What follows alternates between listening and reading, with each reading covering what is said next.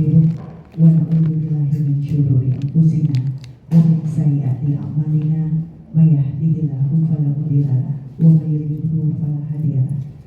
Asyhadu an la ilaha illallah wa asyhadu anna Muhammadar Rasulullah. Allahumma shalli ala Muhammad wa ala ali Muhammad. Rabbi shrah li sadri wa yassir li amri wahlul 'uqdatam min lisani yafqahu qawli. Alhamdulillah, teman-teman, sahabat-sahabat solihah, ibu-ibu yang dirahmati oleh Allah Subhanahu wa Ta'ala, semoga semua dalam keadaan sehat. Alhamdulillah, segala puji hanya bagi Allah Subhanahu wa Ta'ala, karena kita masih diberikan kesempatan sampai hari ini untuk menikmati kehidupan. Dan artinya kehidupan ini adalah kesempatan kita untuk terus beramal solih, untuk tabungan kelak kita pada saat usai sudah kontrak kita di dunia. Salam dan salawat kita curahkan kepada Nabi besar Nabi Muhammad Sallallahu Alaihi Wasallam yang insya Allah senantiasa kita nantikan syafaat beliau. Beliau adalah menjadikan rumah tangga kita sebagai baiti jannati. Baiti jannati. Baiti itu artinya rumahku. Siapa yang sudah pernah belajar bahasa Arab? Pasti belum, ya. Berarti kita ini Arab Patio Genah, ya, atau Arab maklum, ya. Saya juga belajar bahasa Arab, tapi sudah 5 tahun ini ya Arab maklum aja, gitu ya. Tetapi setidaknya kita mendekat kepada Al-Quran dan Sunnah, karena bagaimanapun kalau kita mempelajari Al-Quran, ya mau nggak mau, ibu-ibu sedikit-sedikit kita akan belajar juga bahasa Arab. Maka baiti itu artinya rumah. Ya, makanya kita ini adalah ummu warobatul bait, ratu rumah tangga. Ya. Maka baiti rumahku, jannati, jannah syurga, baiti jannati rumahku, syurgaku. Nah, bagaimana sih mewujudkan rumah tangga yang seperti syurga? Karena belakangan bahkan banyak orang jadi takut menikah, atau pulang ke rumah itu berasa seperti neraka. Banyak yang mengalami, aduh malas pulang gitu. Makanya banyak yang jalan-jalan aja bolak-balik ke toko kain, dari ujung ke ujung balik lagi, malas pulang. Terus nanti ke Gale, sambung lagi ke Amplas, nonton film 2 putaran ya. Kok tahu sih Mbak Ica? Iya, pernah mengalami. Maka memang teman-temanku yang dirahmati oleh Allah Subhanahu wa Ta'ala, mewujudkan baiti jannati tentu saja tidak mudah, apalagi kalau kita tidak memiliki ilmu. Maka dari itu kita bersyukur memiliki Islam sebagai agama yang kita anut, ya, karena Islam ini adalah way of life, jalan hidup. Nah, jalan hidup ini yang memuat jalan gitu ya, rute ya, nanti ada rambu-rambunya gitu ya. Jadi kalau kita mau menuju ke suatu tempat, apa sih tempat yang kita tuju? Wa ma khalaqtul jinna wal insa illa liya'budun. Tidaklah aku ciptakan jin dan manusia kecuali untuk beribadah kepadaku, kata Allah. Maka kalau sudah ibadah di dunia, kepengennya apakah besok kita meninggal di 2x1, ya udah tinggal di tanah aja gitu? Enggak ya. Tetapi ruh kita diangkat, nanti dibangkitkan kembali di padang mahsyar, kita akan dihisab oleh Allah, akan ditimbang segala amal solih dan amal salah kita. Salahnya berapa, solihnya berapa, pahalanya berapa. Kalau bagus, dapat rahmat Allah, masuk syurga, kan itu tujuan kita akhirnya. Ya, makanya kita punya cita-cita itu bukan sehidup semati bersama pasangan, tetapi sehidup sesyurga gitu ya seharusnya. Maka mewujudkan baiti jannati ini sebetulnya adalah sebuah proses perjalanan, ibu-ibu sekalian, bukan sekali tangkap ya. Apalagi kalau nggak punya ilmu dua-duanya, pemimpin rumah tangganya nggak punya ilmu, ibunya juga nggak ada ilmu. Nah, ini akan sangat sulit. Bahkan bukan menjadi syurga, tapi biasanya rumah kok koyo neraka. Makanya betah berjam-jam di mall, males aku. Padahal suatu keindahan tersendiri ya Bu, males keluar justru enak aja di rumah. Ya, pada saat berpisah sama suami di pagi hari ya ke kantor. Pada saat dia pulang ditunggu-tunggu hadirnya.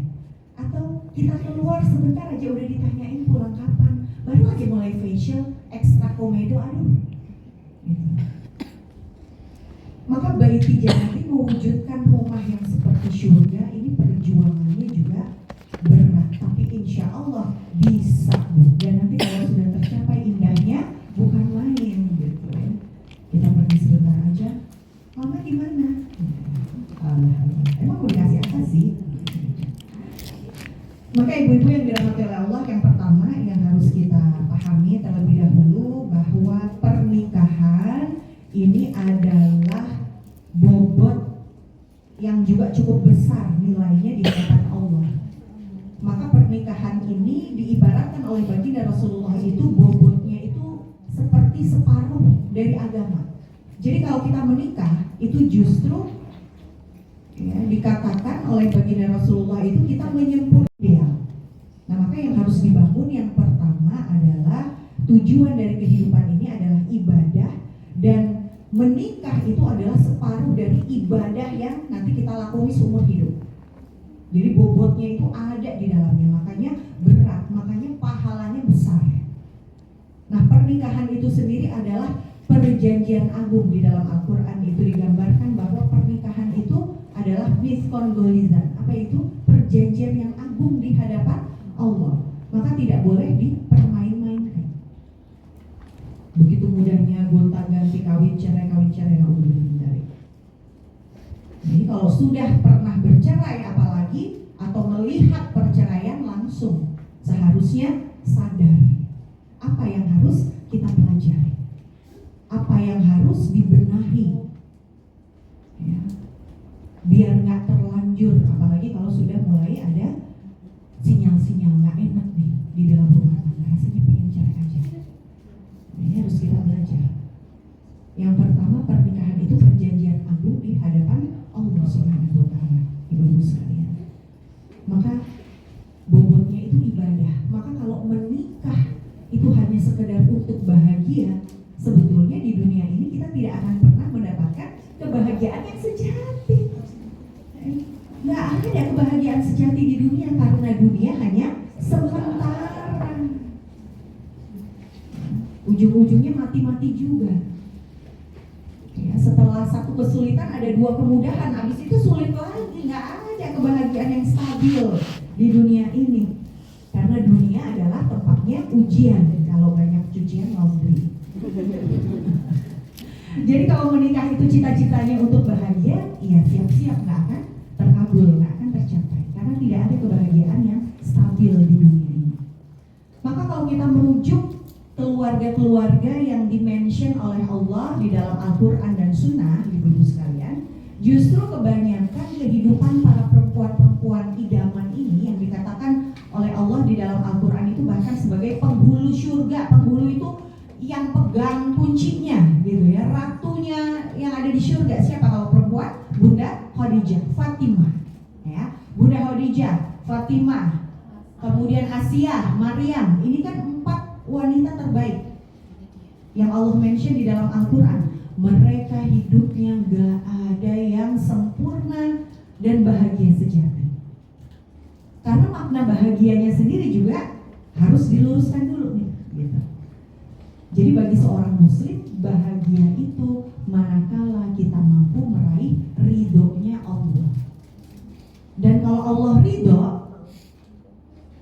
dijamin kebahagiaan sejati akan kita miliki, tapi bukan di dunia tempatnya, di akhirat. Ini kalau kita bicara soal bahagia yang manusiawi, apalagi ya, perempuan tuh manusiawinya pengen bling-bling gitu ya Bu ya.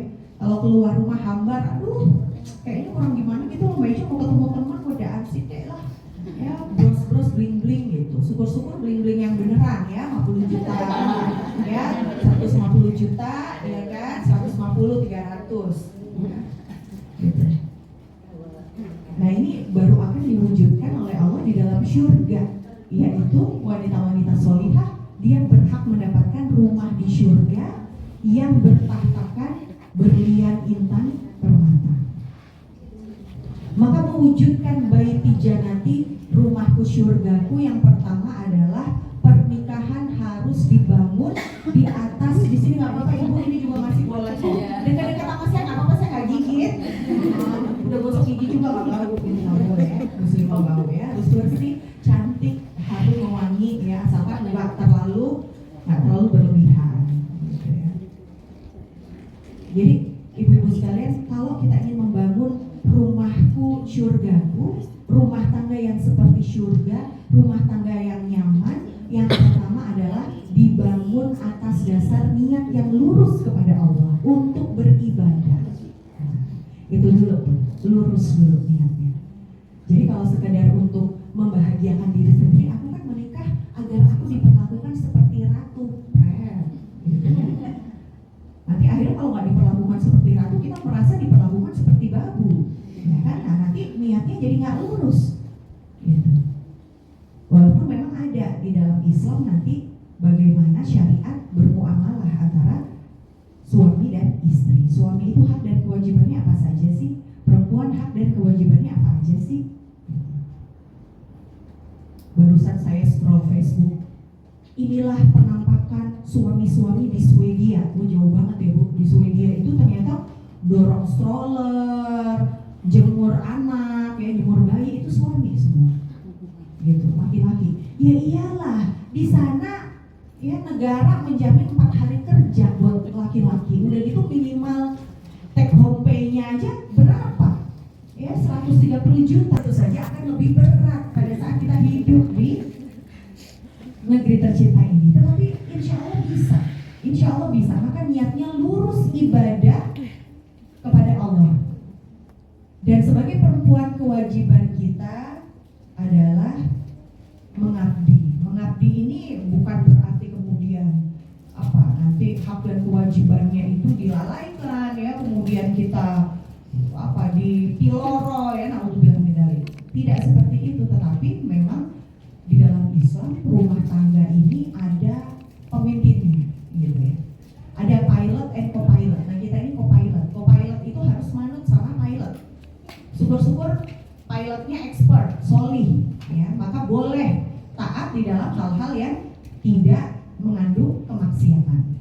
Ya, berbeda kalau mungkin suaminya, saya banyak menjumpai di beberapa titik pada saat saya mengisi kajian itu masih sangat berproses ya, keluarga-keluarga banyak yang mengeluh, baiknya suami saya itu nggak suka kalau saya pakai kerudung. Nah misalkan, nah ini maksiat ya. Kalau justru makin keluar, tolong dong mah justru dibuka biar aku bangga gitu loh.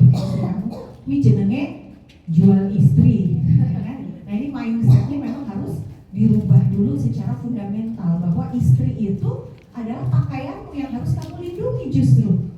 Gitu. Kalau di rumah bla-bla apa-apa, ya, nggak pakai apa-apa pun bahkan menjadi ibadah. Tetapi kalau sudah mulai keluar rumah, justru seorang suami itu yang membiarkan istrinya buka-bukaan, ya, memamerkan aurat istrinya kepada halayak ramai, akhirnya Pak Beca, Pak Satpam bisa melihat, begitu ya. Ini namanya suami yang dayus. Dayus itu adalah suami yang tidak memiliki ilmu, tidak memiliki rasa kecemburuan, bahkan diancam oleh baginda Rasulullah.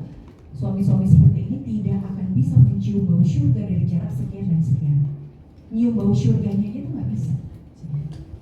Nah maka kalau sudah niatnya lurus karena ibadah kepada Allah, maka ibadah ini perlu ilmu, ibu-ibu sekalian. Maka diterimanya amal itu niatnya lurus, caranya sesuai dengan tuntunan baginda Rasulullah Muhammad SAW. Jadi ilmunya ini, yang dimaksud ilmu itu adalah cara-cara yang dicontohkan oleh baginda Nabi. Itulah yang dinamakan sunnah. Sunnahnya bagaimana sih? Memilih jodoh dari awal itu harus kita perhatikan. Maka mumpung kita tadi belum pada mantu ya, kalau saya belum mantu sih, walaupun saya sudah ada yang umur 23 tahun lagi, saya cari-cariin sambil saya persiapkan. Kamu besok jadi koam harus begini sesuai Islam. Ya mumpung kita ini belum pada mantu, Bu, persiapkan sekarang. Dari mulai mencari jodoh, seharusnya dari mulai kita dulu ya, kita sendiri dulu tuh ya, milih suami-suami kita dulu caranya benar nggak Bu?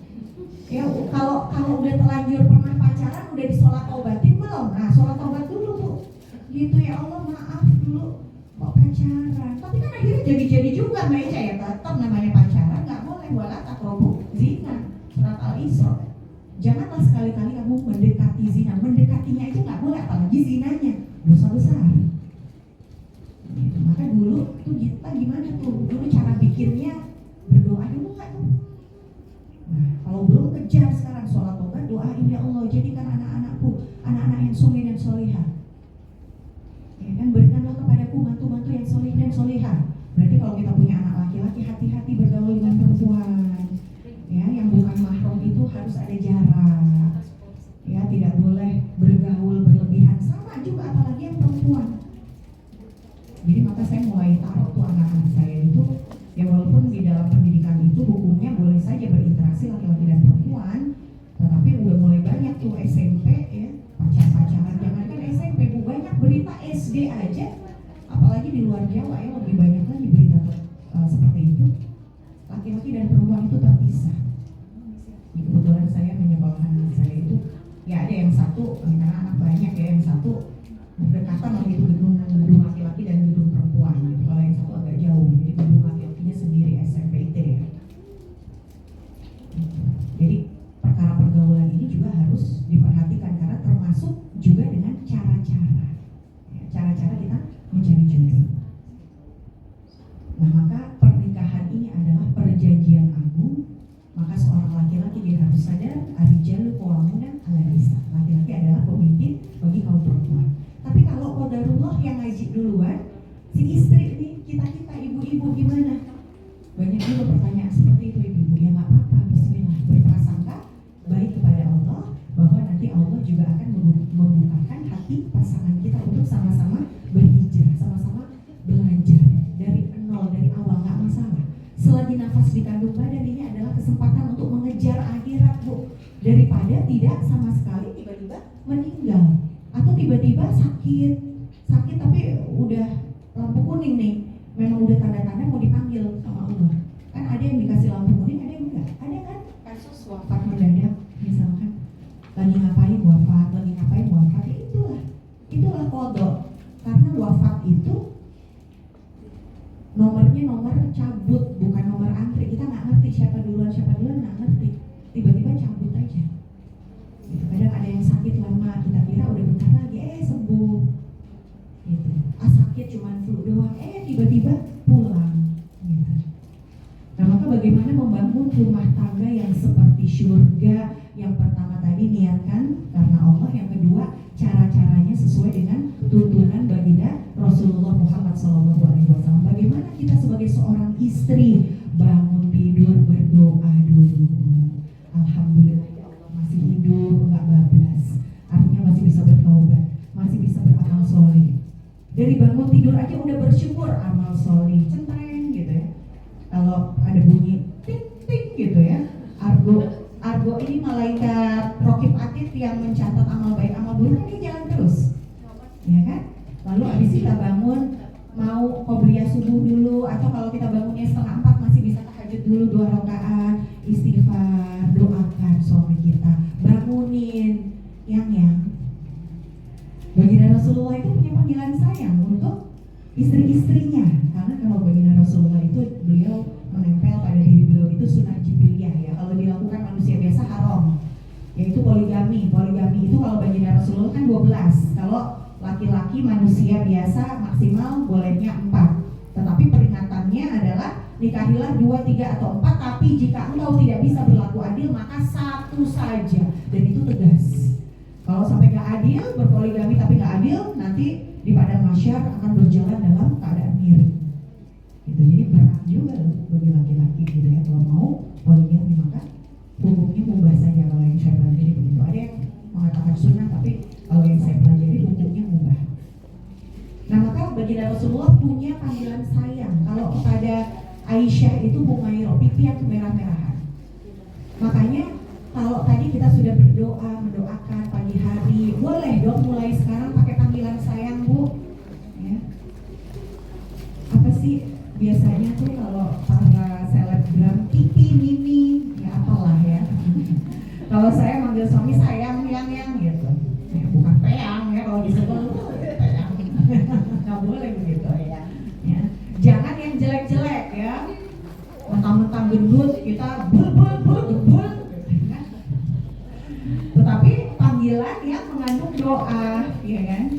Itu kalau pasangan kita masih ada. Kalau udah berpulang berarti kita sambung silaturahmi, doakan, membaca Quran, bersedekah atas nama pasangan kita. Itu juga insya Allah akan membantu kita mewujudkan kebahagiaan di surga, karena dipertemukan lagi insya Allah ya, kalau kita sudah punya pasangan yang lebih dulu mendahului. Kecuali kalau kita menikah lagi, nah nanti Allah akan berikan pilihan, biasanya akan bersama lagi dengan pasangan yang solihnya itu setara sama kita, kesolihannya itu setara. Maka kebiasaannya baginda Rasulullah, bunda-bunda sekalian, itu memanggil dengan panggilan sayang. Kemudian yang kedua, kalau kita mencontoh baginda Rasulullah itu kalau dicurhatin sama pasangannya, maka dia akan mendengarkan dengan seksama. Dia akan berusaha berempati. Dia akan memberikan validasi terlebih dahulu. Ya, karena manusia ini makhluk yang juga tidak sempurna, terbatas. Validasi ini maksudnya seperti apa? Dipupuk dulu gitu loh, ibarat kata tuh diayam-ayamin dulu. Ya, pernah suatu kali Bunda Aisyah ini cemburu ya, dengan tamu yang mana tamu tersebut merupakan sepupu atau saudaranya Bunda Khadijah yang waktu itu sudah wafat ya. Kemudian kan baginda Rasulullah menikahi Aisyah ya, sepeninggal Bunda Khadijah. Nah, baginda Rasulullah ini senantiasa menjalin tali silaturahmi dengan kerabat sahabat Bunda Khadijah. Suatu kali beliau menyiapkan makanan dan lain sebagainya. Bunda Aisyah cemburu, banting piring, ya, banting nampan.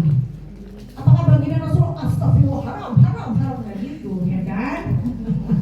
Tetapi baginda Rasulullah, tolong dibereskan, bunda kalian sedang cemburu, divalidasi, gitu ya. Maka kalau kita ini kepingin menjadi istri yang memberikan ketenangan, seperti Bunda Khadijah ini, Bunda Khadijah bahkan di dalam riwayat itu, kenapa sih Allah mengkaruniakan kepada beliau rumah di surga, di mana di dalamnya tiada lagi rasa capek, tiada lagi kelelahan, tidak ada lagi suara keras kebisingan, karena dia juga adalah perempuan yang menenangkan suaminya, tidak pernah berteriak kepada suaminya, apalagi tanggal tua.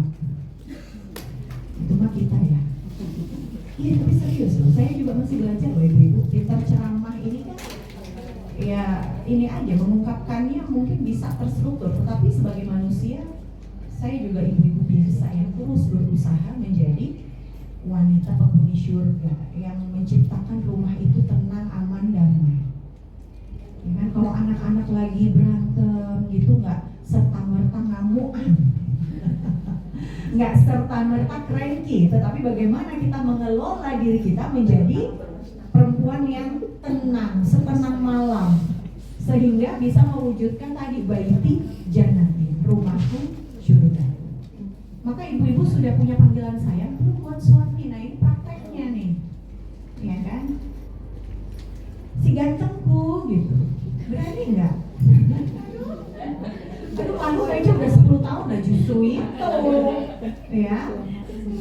Jadi menjaga kemesraan itu harus sampai menutup mata, ibu-ibu sekalian. Jadi bukan hanya 5 tahun pertama pernikahan saja, ya, 5 tahun pertama pernikahan, ya, yang biasanya semuanya itu terkesan manis-manis saja, ya. Harusnya selalu manis. Maka memanggil dengan panggilan sayang, tadi sudah mendoakan, kemudian mulai beraktivitas nih ibu-ibu, pagi hari memasak untuk anak-anak, suami niatkan terus karena Allah. Ya, kemudian mempelajari syariat, itu sebetulnya segala sesuatu aktivitas di luar rumah itu dikerjakan oleh suami. Yang di dalam rumah itu ibu, itu sebetulnya secara umum. Maka sebetulnya yang beli sayur itu suami, tapi saya tahu pasti tidak mudah merubah hal-hal seperti ini, mana mungkin beja gitu ya.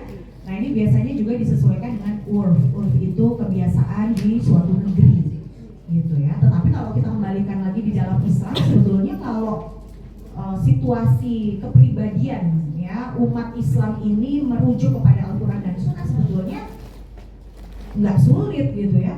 Kalau misalkan suami kita punya pemahaman, oh ya aku ingin mengikuti ya cara-cara baginda Rasulullah dalam membangun rumah tangga yang bahagia, maka aku akan beraktivitas di luar rumah ya, termasuk juga membeli sayur keluar gitu. Ya ada juga beberapa teman saya itu melakukan suatu perubahan yang revolusioner di dalam keluarganya. Yang dulunya nggak pernah beli sayur keluar apa-apa, si istri gitu ya, suami itu tinggal transfer selesai titik gitu ya. Ini enggak ya, akhirnya mereka berusaha mewujudkan rumah tangga yang seimbang, yang baik dijanati, dan ternyata tidak juga tergantung gender ya. Makanya kesetaraan gender itu kan sebetulnya muncul karena ya nggak tahu budaya mana itu yang apa-apa perempuan ya, yang kotor-kotor nyuci apa segala macam, nggak ada itu dicontohkan oleh baginda Rasulullah. Baginda Rasulullah itu biasa mengerjakan apa-apa sendiri di rumah. Beliau juga membantu Aisyah cuci piring, beliau juga membantu istri-istrinya untuk membersihkan rumah, mengurus anak gitu.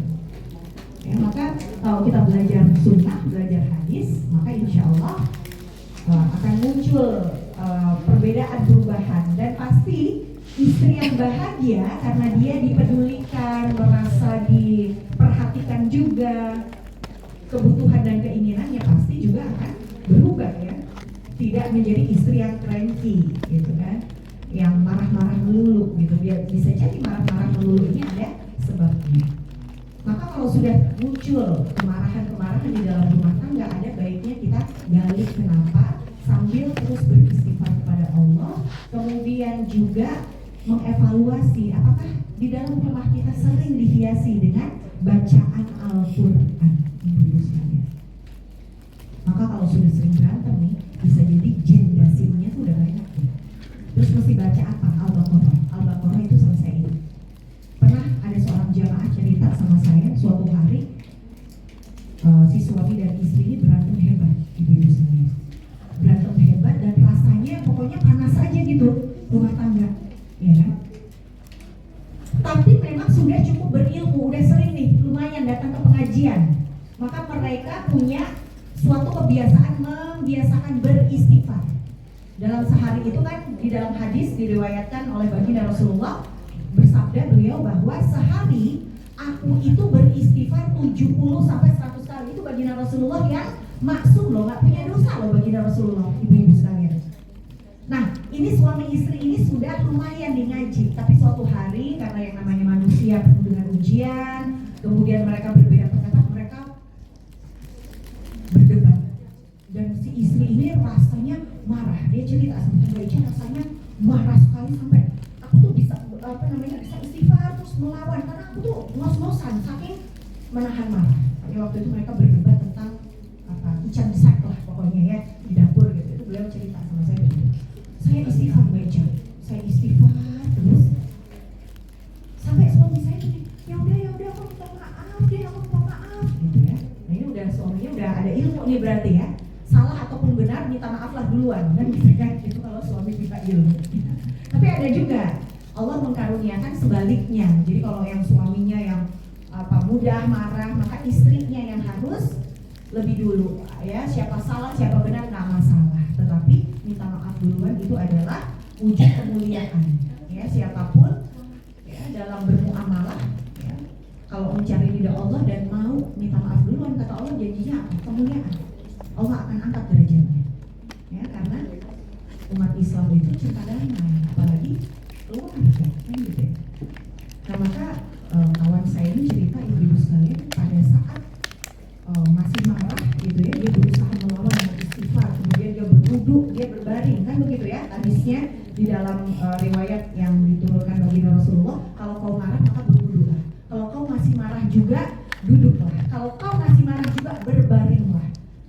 Dan soal ibu-ibu separuh bahan ya, habis rebahan terus nonton opa-opa Korea, hilanglah marahnya.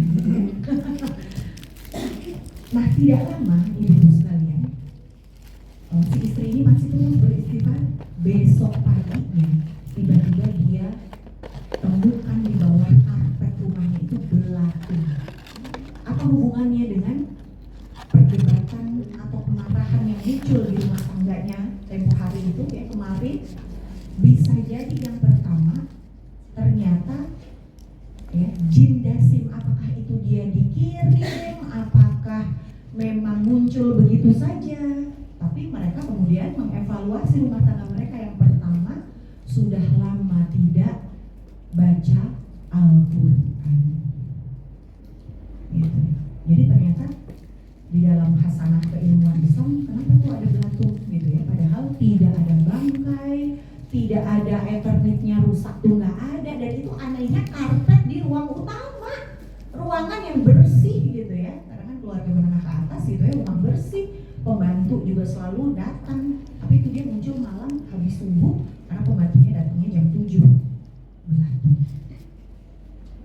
Itu salah satu tanda-tanda rumah tangga diganggu oleh jin. Dan memang kalau kita baca kitab-kitab para ulama ya yang mengupas dunia gaib, itu memang ada 10 golongan jin yang mengganggu manusia sehari-hari. Salah satunya adalah jin dasim. Tugasnya apa? Tugasnya adalah mencerai-beraikan keluarga, termasuk juga suami istri, mertua dengan mantu, orang tua dengan anaknya, ibu bapak dengan anaknya. Sembarang, nggak cuma suami istri, tetapi bisa jadi ya mertua kok tiba-tiba benci banget sama mantunya ini, kenapa? Nah, maka yang harus kita tegakkan di dalam rumah tangga selain tadi ilmu, yaitu kebiasaan itu berzikir, kemudian berdoa, kemudian membaca Al-Quran. Apalagi surat Al-Baqarah. Tidak akan ada jin bersemayam di sebuah rumah yang senantiasa dibacakan surat Al-Baqarah. Yang minimal ya 1 ayat tuh di dalam surat Al-Baqarah tuh, ayat kursi ya, atau ruqyah mandiri ya, ayat kursi Al-Fatihah, ayat kursi, kulhu 3, itu biasakan ya. Nah, maka kebiasaan ini ya insya Allah menjauhkan kita juga dari gangguan yang sifatnya tadi goib. Karena memang ada jin dasim itu, kalau dia berhasil mencerai-beraikan suami istri, maka dia akan lapor kepada bosnya yang ada di tengah samudra ya, iblis itu akan menyuruh yang berhasil ini anak-anak iblis ini, oh kamu berhasil sini duduk di sebelahku. Nah, ulumillah minta. Maka jangan sampai kita jadi temannya syaitan ya, ibu-ibu sekalian. Mudah sekali untuk marah-marah, mudah sekali untuk bercerai-berai. Alhamdulillah. Nah, bagaimana menumbuhkan kasih sayang? Perbanyak mengkaji tentang kasih sayang Allah kepada kita. Allah mengkaruniakan kita ya, mata, hidung, telinga, kesehatan, ini kan maha kasihnya Allah kepada kita. Ya kan, kita masih diberikan nafas, nggak pakai oksigen ya. Kita udah lama nggak masuk rumah sakit, disyukuri. Kadang-kadang kan kita lupa bersyukur terhadap hal-hal yang sederhana, padahal itu menimbulkan kasih sayang. Berikutnya adalah senantiasa berpikir positif, lihat baiknya, kalau perlu catat. Udah mulai nih yang ada di kepala, kok buruknya suami terus ya yang nampak di depan mata kita ya kan. Semut di seberang lautan terlihat, gajah di pelupuk mata tidak kelihatan. Kadang-kadang begitu, kita lupa, kita perempuan, istri ini kita juga tidak sempurna, tapi kadang kita menuntut suami untuk sempurna. Kalau sudah mulai begitu, kita harus sadar, ibu waspada, dia udah mulai syaitan nih berbisik-bisik. Maka tulis kelebihan-kelebihan suami. Kalau belum ada, ajak komunikasi. Nah, cara berkomunikasi tentu saja tadi kalau pakai panggilan sayang itu kan enak ya, daripada dengan suara-suara yang keras, kata-kata yang menyakitkan gitu ya. Pasti komunikasinya juga tidak akan berjalan dengan lancar. Tapi bangun dulu tuh hal yang positif. Apa sih yang kita suka dari suami? Gitu ya. Dulu tuh kayaknya kita mau dipersunting tuh, kita suka deh dia apa ganteng gitu ya. Walaupun sekarang menggendat gitu ya,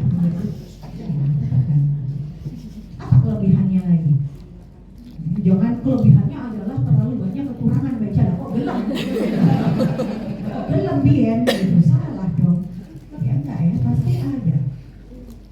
Ya kan? Manusia itu pasti punya kelebihan.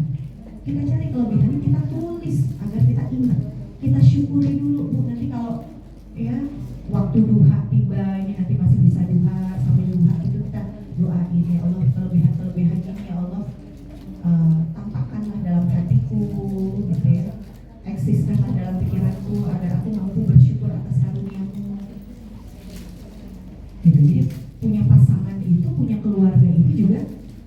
syukuri ibu-ibu sekalian. Walaupun di tengah-tengah dunia seperti sekarang ini banyak sekali penyakit-penyakit mental. Salah satunya adalah sangat senang dengan kesendirian. Itu sudah melanda tuh banyak teman-teman saya. Pesohor-pesohor juga gitu. Jadi enak gitu hidup sendiri. Itu biasanya individualisnya terlalu terlalu tinggi gitu ya. Padahal umat Islam itu dididik oleh Allah sebagai makhluk sosial. Fitrahnya itu sebagai makhluk sosial, bukan makhluk individualis. Maka tulis kelebihan-kelebihan suami. Kalau belum bisa ya sama-sama ya tadi harus ada komunikasi. Komunikasi dimulai dengan bahasa yang lembut, panggilan-panggilan sayang. Kedepankan pujian, ya, tidak sekedar kritik, ya, tetapi pujian. Ayah terima kasih ya, selama ini ayah sudah berjuang. Walaupun gaji ayah nih mepet gitu. Aduh, baru satu kalimat udah jeleknya aja keluar. Aduh ayah terima kasih sekali ya ayah. Ayah tuh selama ini tuh mama tuh bersyukur banget kalau ayah tuh begini begitu Masya Allah. Kita harus banyak-banyak berzikir doa ayah kepada Allah agar nanti nikmatnya ditambah. Yuk kita belajar agama yuk ya. Kayaknya semakin tua usia pernikahan kita nih kan bagaimanapun ujung-ujungnya kita akan kembali pulang ya kepada Allah. Bapak ibu juga udah gak ada, kita kan harus jadi anak-anak yang solih-solihah ya.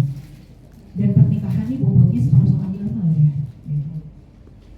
Ya, maka suami istri itu tuh saling berpandangan dengan penuh cinta aja itu dinilai pahala sama Allah. Bergandengannya suami istri itu menggugurkan pahala loh. Bapak ibu, menggugurkan dosa kan? Ya. Berarti masih konsen. Ya kan?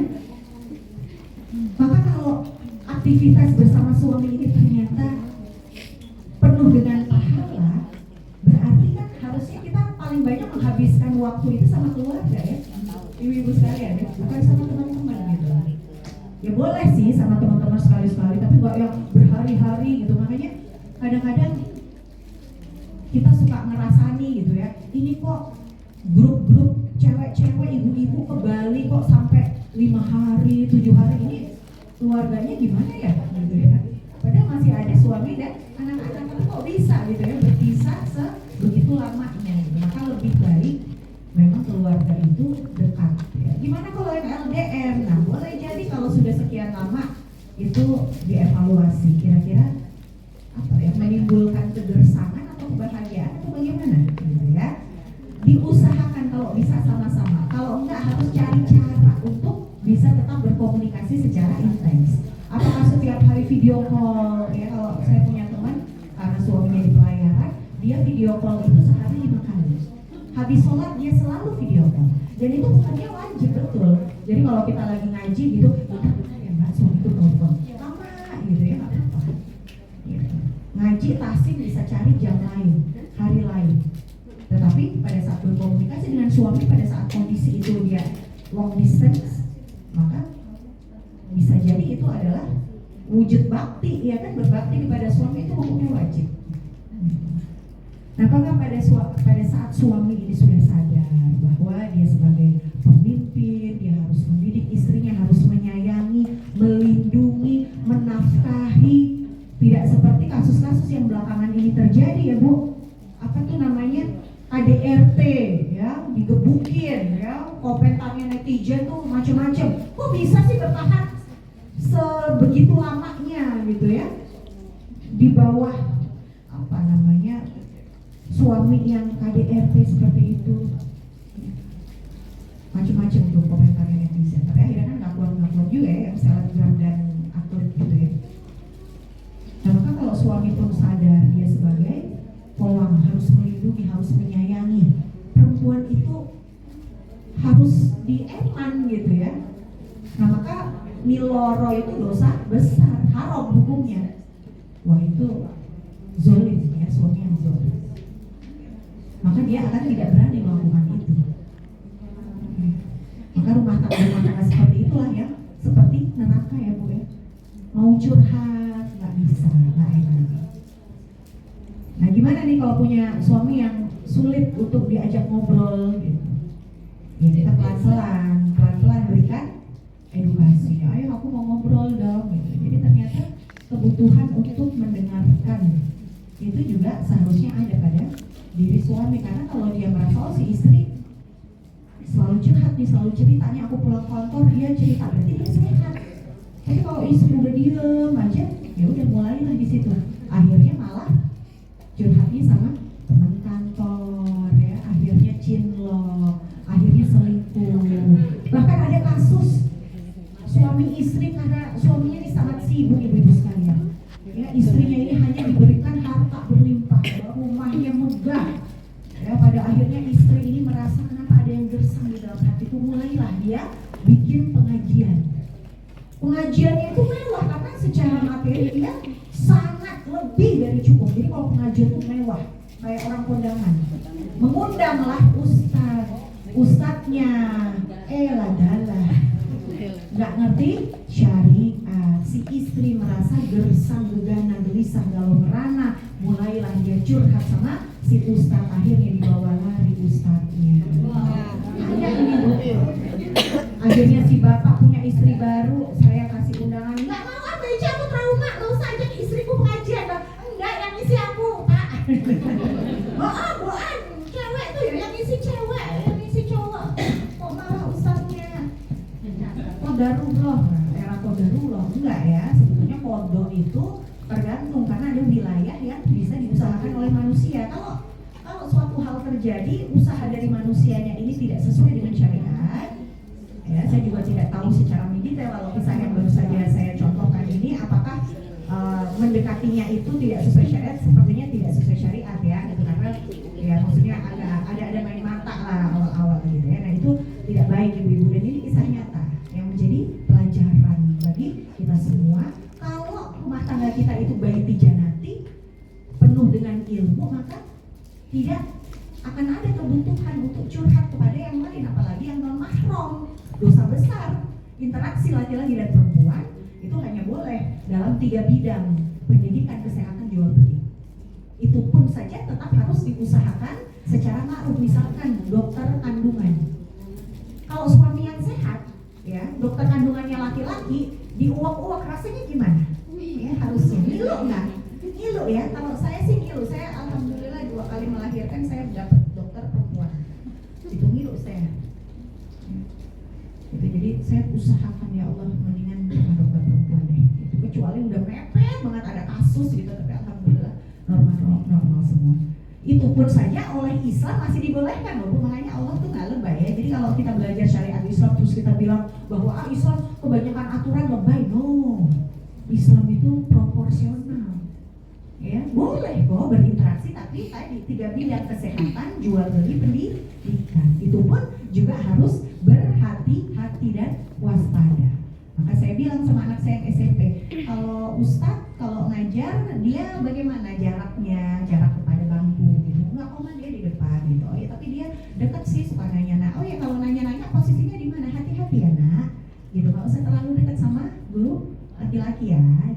Nanti kalau apakah jodoh atau enggak itu lain soal ya, karena barusan ada berita juga kepala sekolah ya berapa puluh tahun kemudian dia ngelamar anak didiknya, bedanya 30-an tahun lah gitu ya. Nah itu kan daerah qadarullah ya, qadarullah terjadi, oh ya itu kodoknya Allah gitu ya.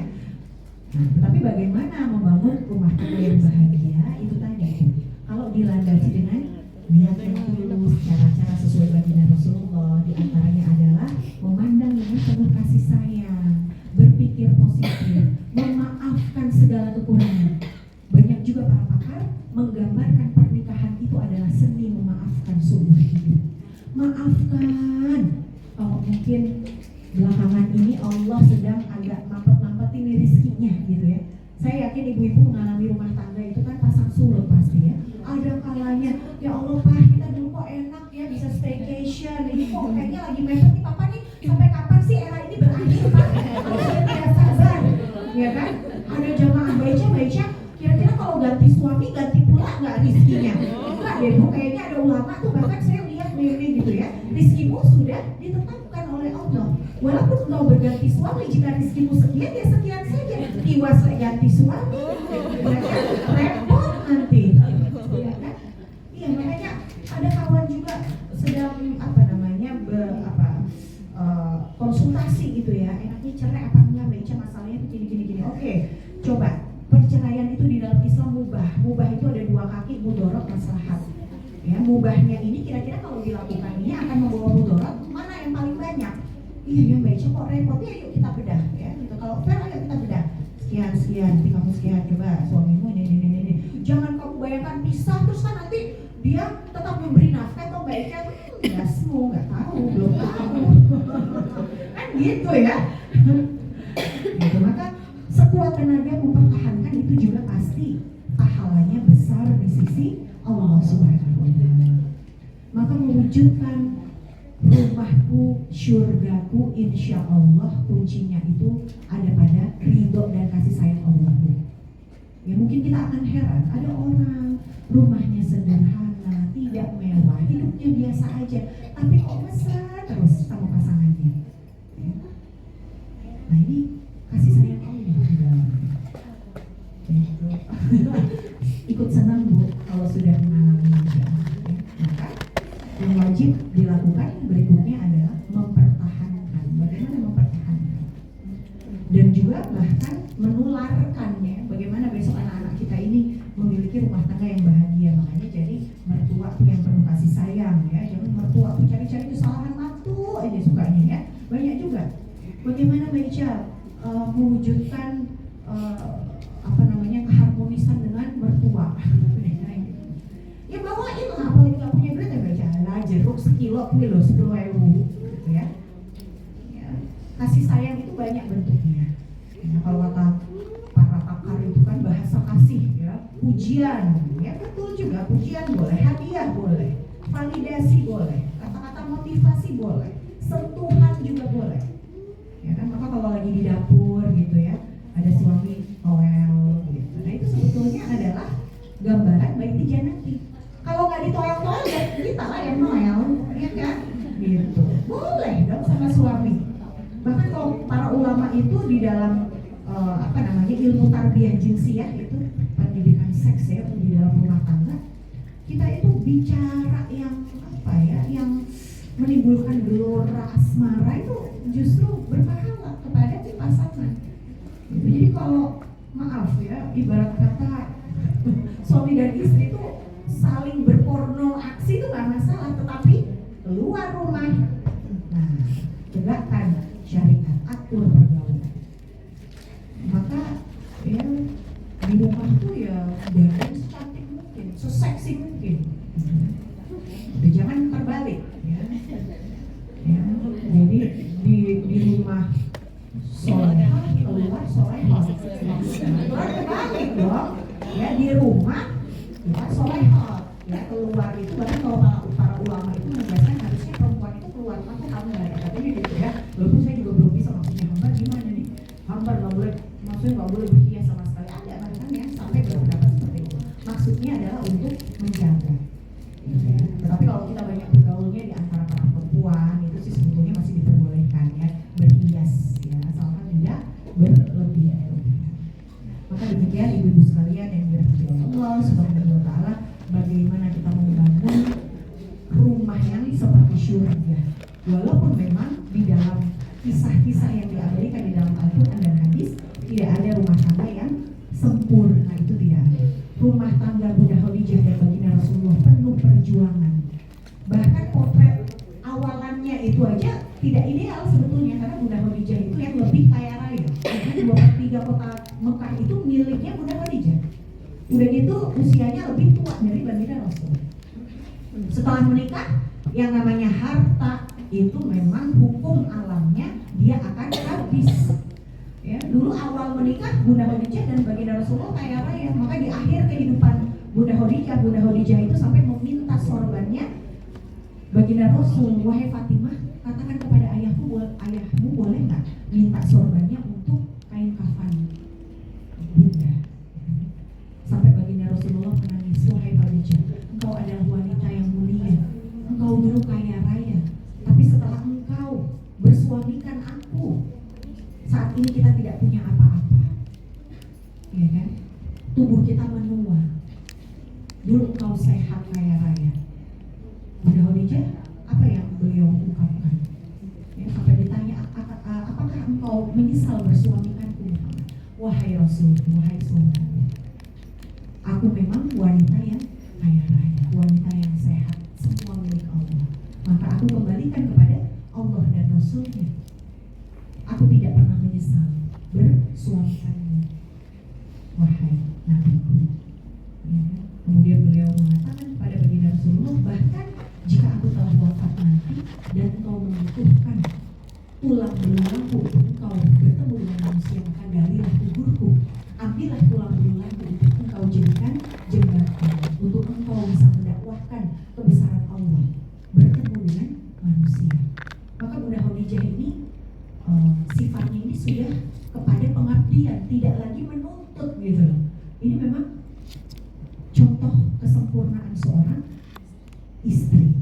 Walaupun Allah juga tahu, kan kita bukan Bunda Khadijah Maica, iya. Makanya ada syariat Islam. Syariat Islam bagaimana ya kalau mau benar-benar seperti surga? Ya sebetulnya perempuan itu kalau dia punya harta, ya kata Allah, maka harta itu adalah milik sepenuhnya seorang istri. Suami nggak boleh minta, bahkan suami itu tidak boleh menyuruh istrinya bekerja, itu dosa. Tetapi ibu-ibu, kita juga harus lihat faktanya saat ini kita hidup di situasi yang memang kurang ideal. Maka banyak-banyaklah kita memohon kelapangan hati dari Allah agar kita tetap teguh mempertahankan pernikahan kita meskipun situasinya kurang ideal. Ya. Apalagi masih banyak suami-suami yang juga belum menimba ilmu agama. Kan kebanyakan kajian-kajian tuh muslimah gitu ya, kajian muslim ya, cowok-cowok tuh bapak-bapak jarang karena mereka bekerja. Nah ini memang situasinya masih kurang mendukung, maka kita nih yang harus jembar-jembar hati ini, gitu ya. Kemudian rumah tangga Fatimah itu juga nggak ideal Bu. Fatimah itu miskin, ya karena suaminya Ali bin Abi Thalib itu seorang guru aja, nggak seperti Abu Bakar, nggak seperti Utsman bin Affan yang kaya raya. Kalau Utsman bin Affan hotelnya aja masih ada sampai sekarang ya. Kalau ibu-ibu sudah pernah ibadah umroh yang belum, kita doakan bersama semoga kita segera umroh dan haji, amin ya rabbal alamin. Itu sampai keturunannya Utsman bin Affan aja masih bisa masih mengalir gitu ya, ada propertinya gitu ya, itu masih ada saking kaya rayanya beliau ya. Kemudian ya kalau Umar bin Khattab tuh sedang-sedang aja lah, Abdurrahman bin Auf itu kaya sekali juga ya sahabat Nabi Rasulullah. Tapi ada juga yang sangat sederhana. Ali bin Abi Thalib itu sederhana sampai Fatimah itu pernah mengeluh juga sama baginda Rasulullah, wahai ayah aku butuh rewang gitu ya, anakku akeh gitu ya, bahasa Jawa, anakku banyak, aku tuh butuh rewang gitu. Iya loh Fatimah, tapi kalau kamu itu ikhlas mengurus rumah tangga dengan segala kelelahanmu, itu menjauhkanmu dari neraka gitu. Kemudian ayah aku pengen loh punya emas gitu ya, pakai perhiasan seperti wanita-wanita Quraisy. Biasa aja juga, wajar ya Allah, seprono seprene bojoku orang tahu pakai yang perhiasan emas onone emas bojo.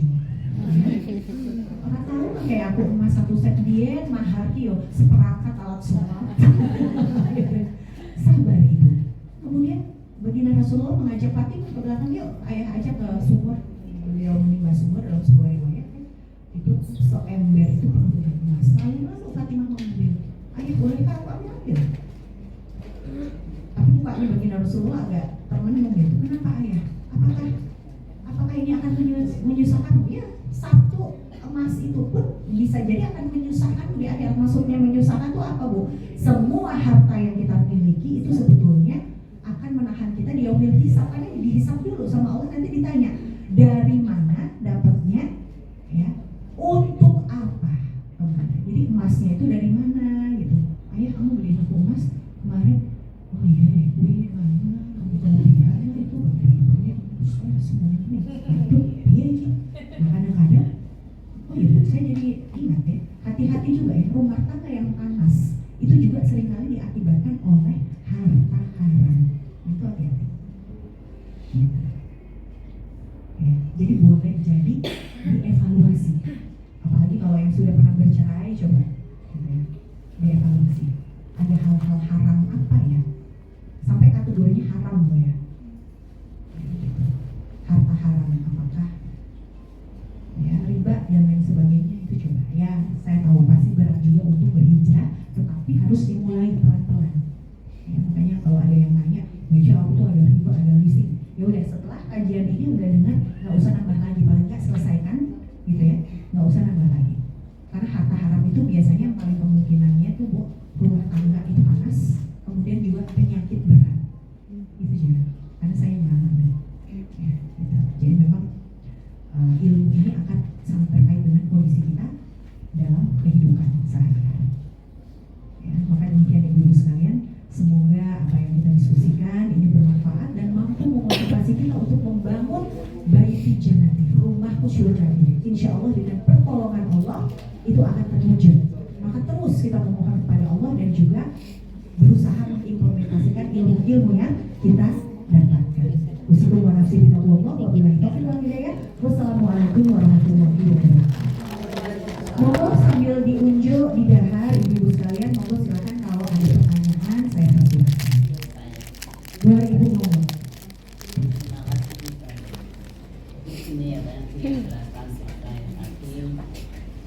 Kita semua ini perlu bahwa dalam fase mencari pernikahan itu kita mulai itu tidak ada tujuan pasti menjadi keluarga yang satunya memakai siapapun karena pertama muslim. Kemudian Allah juga mendukung bahwa pasti orang kamu ini kamu menyampaikan pengakuan dapat mendapat yang mereka yang tidak dengan kamu kita dalam fase pernikahan kemudian cobaan dari anak hingga dewasa dan tentu juga akan mengalami fase pernikahan dari orang tua saya itu kan paling nggak memberikan ilmu itu bagaimana banyak menjadi keluarga yang sakinah mawaddah. Jadi ibu matur sangat. Ya, kita sebagai orang tua tentu saja insya Allah akan senantiasa mendoakan anak-anak kita ya Bu. Karena kata Allah itu salah satu doa yang insya Allah akan dijabah oleh Allah itu adalah doa seorang ibu untuk anak-anaknya. Maka doakan terus anak-anak kita deh. Di setiap sholat, di sepertiga malam, ya, doa yang kencang Bu. Insya Allah Allah tuh jabah, gitu ya. Itu jadi doa kita sebagai orang tua. Yang kedua, sebagai orang tua ternyata posisi kita itu juga sebagai murabbi atau musyrifahnya anak-anak kita. Maka senantiasalah setiap kali ada waktu untuk berkunjung ataupun nanti lebaran, gitu ya. Jangan sampai punya anak-anak yang terlalu cinta dunia ya Bu. Karena memang tanda-tandanya itu akhirnya dia malas pulang, ya lebarannya nggak pulang, gitu ya. Itu udah bahaya. Makanya dulu saya jadi wartawan tuh resign salah satunya itu. Jadi karena waktunya tuh nggak pasti, ya kan. Kemudian jauh dari keluarga, padahal saya tuh butuh untuk sungkem sama ibu, saya butuh untuk cium kakinya ibu, gitu ya. Saya butuh doa beliau tuh, makanya saya resign dulu tuh awalnya itu. Maka peliharalah momen-momen kebersamaan. Bahkan kita harus tegas, walaupun dia sudah balik, walaupun dia sudah menikah, lebaran kudu balik. Oke lah, misalkan macam nanti Bu, itu ya wes diganti kapan itu harus pulang. Karena momen-momen komunikasi inilah yang bisa kita manfaatkan untuk menanam amal jariah. Kita senantiasa ingatkan perkara akidah, sholatnya, do sholat burung. Ingat ya, dunia kehidupan manusia ini milik Allah, kan gitu. Itu harus senantiasa kita ingatkan. Ngejar dunia Arab, wolak-walik, jempalit, ya kan? Semua ini tetap akan kembali pada Allah ujung-ujungnya. Arab sugui nemen, gitu ya. Tetap nanti, ya kan? Akan dipertanyakan. Gitu. Jadi kita ingatkan perkara akidah. Yang kedua kita ingatkan perkara syariat. Kalau laki-laki lele, abut, bojomu anakmu, sayangi. Sudah kau penuhi haknya, ingetin. Itu saya udah ingetin dari sekarang dulu anak saya umur 9 ya, kelas SD aja. Fan, tolongin mama Fan, kamu besok tuh jadi koam soalnya Fan, kamu harus nolongin mama, ya kan? Ya, jadi dia tuh jadi orang yang helpful itu udah saya didik dari sekarang, karena dia laki-laki. Ya kan, jadi ingetin. Kalau perempuan karena besok dia jadi ratu rumah tangga, ya jangan alergi sama sapu, ya kan? Besok mama ki dongake bojomu sugih, punya rewang 10. Nek orang kan kita nggak ngerti, kadang rezeki minallah, ya kan? Kadang-kadang Allah sempitkan, kadang-kadang Allah perluas.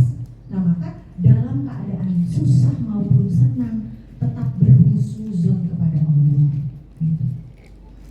Kalau orang tua saya bahkan sudah pesan-pesan, ibu-ibu sekalian dari sekarang, ya kan? Kalau kita udah tahu ya teorinya, cara berbakti kepada orang tua adalah berbuat baik, mendoakan orang tua semasa orang tua masih hidup. Kalau orang tua udah nggak ada, sambung silaturahmi kepada keluarga kerabat, bersedekah atas nama beliau, membaca Quran atas nama beliau. Apalagi pahala dakwah itu ngalir Bu ke orang tua. Maka bapak saya kemarin wafat 2 hari, ada undangan kajian, saya tetap berangkat. Itu nggak boleh sedih berlebihan. Saya beramal soleh, saya niatkan, saya juga dididik oleh orang tua untuk terus beramal soleh, ini mengalir kepada orang tua kita. Maka kita sebagai orang tua juga ingatkan, besok kalau di dalam Al-Quran kita ini akan ketemu lagi nak, maka jaga sikapmu, ya. Jaga adabmu di kantor, hati-hati loh. Ya, saya tempoh hari itu ketemu pas Angelina Sondah ke Jogja, ya kan, beliau kan sempat sharing-sharing. Aku nih bukan siapa-siapa dan gak bisa apa-apa. Meja kalau sudah Allah memberi peringatan, makanya kenapa dia masuk ke dalam Islam? Artinya kan Islam itu berserah kepada Allah, karena dia ketemu tuh titiknya. Dan ya dunia ini, wayu nih koyo opong, wanita tercantik di Indonesia, bayangkan Miss Universe, Miss Indonesia gitu ya, Putri Indonesia. Wes selalu apa-apa nih, nek sudah berhadapan dengan takdirnya Allah. Allah ingin mengingatkan melalui musibah, lewat jalan interaksi karir, ya kan itu kan beliau ujiannya karena di dunia di mana beliau bekerja kan gitu ya. Akhirnya kan dia balik lagi, perempuan tuh kudune ngomong teman rasa ya, kerja yang terlalu aneh. Nah, makanya kalau kata baginda Rasul, perempuan itu boleh saja bekerja, maka bekerja yang terjaga marwahnya. Makanya disarankan sebagai seorang guru boleh ustazah kah ya, kemudian dokter, pengacara. Di Palestina itu nggak ada Bu, pramuniaga perempuan tuh nggak ada, karena mereka memang sudah sesuai dengan syariat Islam. Nah, ini kita berikan pesan juga kepada anak-anak kita ya.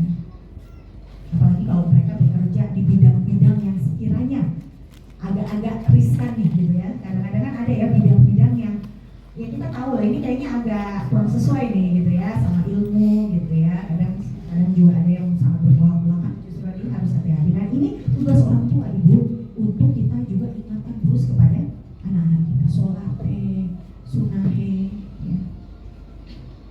Anak saya malah sudah sempat hafal Quran ya 15 juz itu, aduh nak ya agak protol juga karena dia kerja ya di Jakarta gitu. Nah, ya sebenarnya emang juga sedih juga, tapi terus gitu, aduh sayang nak kalau protol kabeh gitu, paling enggak 15 mungkin itu jangan sampai lepas gitu. Padahal dulunya 30 ya, walaupun 30 itu enggak mungkin gitu. Ya itulah, memang dunia ini fitnah ya ibu-ibu sekalian. Jadi kita harus ngomong terus, harus mengingatkan terus anak-anak kita dalam momen-momen istimewa ataupun ya kita punya komunikasi grup keluarga gitu. Jadi kita tahajud itu ingetin. Jadi kalau eyang itu ya ibu saya itu selalu ya.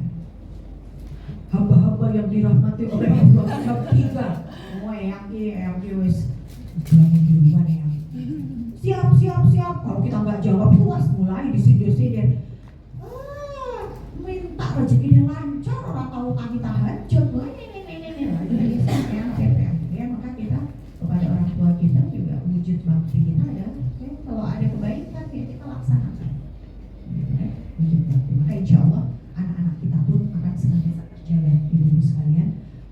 Bagaimana agar rumah tangga sakinah mawaddah warahmah, baik bicara rumah itu seperti syurga, harus ada ilmunya, dan yang paling utama tadi memohon kepada Allah pertolongan. Jadi kita nggak boleh sombong sama Allah. Ya Allah, jadikanlah rumah tanggaku baik di jannah, itu mohon. Ya. Jadikanlah pasanganku itu sejuk gitu. Tapi itu nyata loh kan doa meminta sakinah mawaddah warahmah itu ya, ya itu kayaknya mau marah sama suami itu kalau melihat wajahnya kok teduh ya, orang situ nesu aku. Itu nyata juga, saya alami juga itu. Jadi ya memang kuncinya tuh ada di Allah, ya. Maka minta terus kepada Allah. Demikian Ibu, semoga berdoa. Monggo silahkan Ibu. Mengenai membaca Al-Qur'an Ya. dalam rumah, Ya. maka kalau kita dengan media air putih dikasih garam itu, kata saya ada jaga bisa langsung keluar energi negatif dunia itu, apa syirik atau Oke, jadi gini Bu, kalau di dalam ilmu sains, sebetulnya air itu kan hidup dia, gitu. Maksudnya hidup tuh apa? Dia bukan seperti manusia, tetapi ada sel-sel, partikel-partikel di dalamnya itu hidup. Nah, memang saya punya bukunya, itu ditulis oleh profesor dari Jepang, ya, bahwa sesuatu yang hidup seperti air, seperti makanan, itu kenapa sih kita baca Bismillah dengan nama Allah? Dikatakan nama Allah. Nah, si profesor ini melakukan percobaan ceritanya Bu. Jadi nasi nih, nasi itu kan juga hidup ya, maksudnya di dalamnya itu karena dia dari tumbuhan, kemudian kan kita makan ya, real food kan ya. Ditaruh di toples nih Bu, ada 3 toples. Yang satu, nah nasinya di dalam dimaki-maki, goblok, tolol gitu, kata-katain gitu. Yang satu didiemin aja, yang satu nasi bagus, cantik gitu, kata-kata yang positif. Nah ini ternyata yang diperdengarkan kata-kata yang positif ini lama banget nggak busuk-busuk dia, nggak busuk-busuk. Sedangkan yang paling cepat busuk yang mana? Yang didiemin, gitu. Baru yang dikata-katain ini, astagfirullahaladzim. Makanya pelihara ya, kata-kata ya, itu dia kata-kata kotor. Ya, itu dikata-katain gitu, dia busuk. Tapi yang paling lebih dulu busuk itu adalah toples berisi nasi yang didiamkan. Jadi kalau kita mau berpikir positif Bu, sebetulnya media air itu ya boleh saja, ya kan? Kalau kita ruqyah mandiri itu ya air udahlah kita minum, kita doain dulu ya, boleh aja. Gitu. dengan garam? Kalau garamnya itu kenapa ya? Saya lupa ya. Kayaknya ada juga dia itu menebalkan unsur mineral ya di dalamnya, gitu ya. Coba aja ditanya Bu kenapa gitu. Kalau saya soalnya belum pernah. Saya tuh kalau ada ritual-ritual apapun, misalnya kita dapat dari guru, saya selalu tanya, gitu. Makanya tanyalah, gitu kan. Makanya ngaji itu kenapa harus tatap muka, halakoh, gitu ya? Karena sebetulnya kita tanya, ya kan. Nanti ini ilmunya dari mana, sanadnya mana itu jelas, gitu. Jadi nggak langsung telan aja kan, gitu ya. Gitu. Nah, syirik itu artinya menyekutukan Allah. Menyekutukan Allah itu adalah satu dalam niat dan dua juga dalam cara. Ya, menyekutukan Allah itu adalah merasa bahwa apakah dia orang, apakah dia benda memiliki kekuasaan seperti Allah, itu yang dinamakan syirik. Kalau kita memohon kepada Allah kesembuhan, tetapi air ini kan dia akan bersemayam nih di tubuh kita, mengalir, terus kita doain biar dia membantu kita membangun partikel-partikel positif, yaitu sebetulnya adalah media pengobatan, bukan syirik. Karena zat yang maha menyembuhkan adalah Allah. Ini hanyalah wasilah, cara, seperti kita minum obat, seperti kita vaksin misalkan, seperti kita parem kalau habis melahirkan ditempel-tempel apalah katanya, ya udahlah gitu kan. Kalau ceramah, biar suaranya, biar batuknya nggak jadi lebih parah, minum kencur, ya itu aja, itu wasilah gitu. Karena memang Allah menetapkan ada hasil-hasil yang juga harus diikhtiari kan gitu. Ikhtiar itu kan sebetulnya juga merupakan ibadah gitu. Nah jadi nanti ditanya aja nih garamnya maksudnya buat apa, fungsinya gitu kan. Kalau misalnya memang kita sudah tahu jelas perkumpulan itu niatnya betul, caranya betul, maka ya boleh-boleh saja gitu ya. Itu boleh-boleh saja. Tetapi kalau kita ragu-ragu karena mungkin ada niat dan cara yang salah nih gitu oleh siapapun ya, nah itu juga boleh kita luruskan gitu. Ini kok niatnya apakah nggak sirik nih Ustaz? Belum. Nanti kita dengarkan aja penjelasannya. Katanya kalau garam itu mengandung energi positif, sedangkan setan itu energi negatif. Soalnya gini Bu, kalau ibu menderita darah tinggi atau kolesterol, nggak boleh makan garam ya. Gitu. Ya, kecuali dikit. Iya, setahu saya sih gini Bu, dulu tuh saya pernah kemeng-kemeng gitu, dokter menyarankan berendam di air hangat yang ditaburi garam karena apa gitu waktu itu, apakah fungsinya demikian? Ya nggak apa-apa juga, berarti bukan syirik kan, karena yang menyembuhkan itu kan Allah, ya kan? Ikhtiar itu hanya sebagai bagian dari usaha kita aja, ibadah. Airnya disebar-sebar gitu. Oh, bukan diminum, disebar-sebar. Nah coba ya Bu, coba ditanya, saya nggak tahu nih, soalnya itu iya kan bukan saya ngajarin, coba saya belum pernah kalau yang disebar-sebar itu saya belum pernah. Ya, mungkin ya saya pernah lihat praktek ruqyah ya, itu bisa jadi sih ayatnya udah didoain gitu, kayaknya saya pernah lihat ya Ustaz Muhammad Faizal waktu itu ya. Ya kalau dia mengklaim bahwa ruqyahnya syar'i ya tergantung keyakinan kita sih Ibu gitu.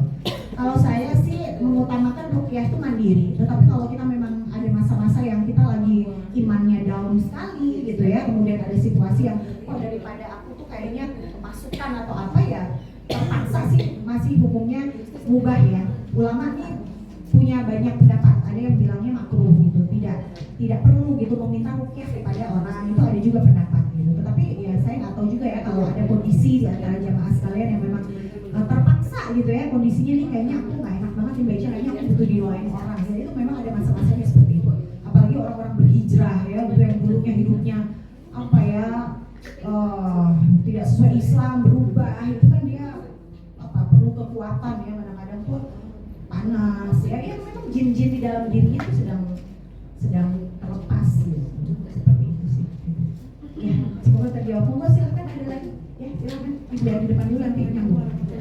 Ya, waalaikumsalam warahmatullahi wabarakatuh. Saya mau tanya soal anak.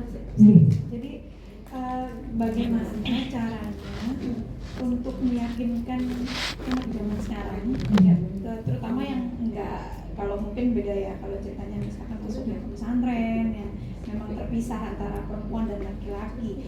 Tapi kalau di satu sekolah secara umum kan semuanya jadi satu kelas. Nah, bagaimana caranya untuk meyakinkan si anak ini untuk bergaul agar dia tuh tidak terlampau jauh dengan lawan jenis, terutama saat ini kan anak SMP, SD yang pergaulan lawan jenis itu kayaknya tidak bisa membedakan antara pacaran sama tidak gitu loh. Jadi yang saya lihat di pergaulan sekarang itu, anak-anak zaman sekarang tuh dengan laki-laki itu ya enggak kok, saya nggak pacaran tapi dia dekat gitu. Nah itu jadi secara komunikasi walaupun tidak berduaan, walaupun itu bagaimana caranya untuk meyakinkan dia bahwa apa aja nih batasanmu nih selama kamu sekolah nih di tempat yang umum seperti itu tuh seperti ini loh gitu loh. Itu bantuannya. Iya. Baik Bunda, terima kasih kembali. Yang pertama kita harus sadari Bunda-budi sekalian bahwa membangun ketakwaan anak itu tidak sekejap mata, tidak bisa dalam waktu semalam. Jadi pertama memang modalnya harus sabar. Kemudian berikan pemahaman secara terus-menerus. Jadi mulutnya emang nggak boleh berhenti Bu. Kita sebagai seorang ibu, sayangku, kita ini kan orang Islam ya. Bahkan saya itu mengajarkan anak saya membangun akidah ya, itu udah dari dia 7 tahun ya, bahwa kita berislam ini juga karena kita melalui proses berpikir. Iya kan, kita berpikir ada bulan, ada bintang, ada kehidupan. Siapa yang menciptakan? Pasti satu gitu. Nggak mungkin Tuhan itu ada 3, ada 4 atau 5 ya, pasti satu. Dan konsep tauhid itu ada di dalam Islam. Maka Islam itu sesuai dengan fitrah manusia. Nah Allah ingin menjaga manusia pada saat hidup di dunia, karena hidup di dunia ini sifatnya ujian aja sayang gitu. Jadi saya jelasin gitu. Nah pada saat kita mengarungi ujian ini kan harus benar dong, biar nilainya bagus. Kalau nilainya jelek, rugi. Kita pulang ke akhirat, nilainya jelek, rugi. Dan ruginya tuh selama-lamanya kita nggak bisa lagi balik. Ya Allah, boleh nggak balik ke dunia, pengen ngebenerin rapot atau remedi, nggak bisa. Nah maka mulai dari situ tuh Bu, baru kita masukin. Ternyata banyak peraturan Allah dari perkara pergaulan, perkara berpakaian. Nah termasuk pergaulan. Coba deh kamu pikirin ya, kamu tuh perempuan cantik, itu kalau sama anak perempuan ya. diliatin gitu, atau pacaran tuh buat apa sih gitu ya, digandeng misalkan. Tapi dia tuh sebetulnya nggak membawa manfaat apa-apa sama kamu, karena di dalam Islam itu kan harusnya menyentuh dan lain sebagainya. Itu kan kalau kita sudah bersuami ya, punya ikatan suami istri ya, dan suami itu lebih daripada itu, bukan sekedar gandengan dan lain sebagainya. Laki-laki itu nanti wajib menafkahi kamu, mendidik kamu, menyayangi kamu, melindungi kamu.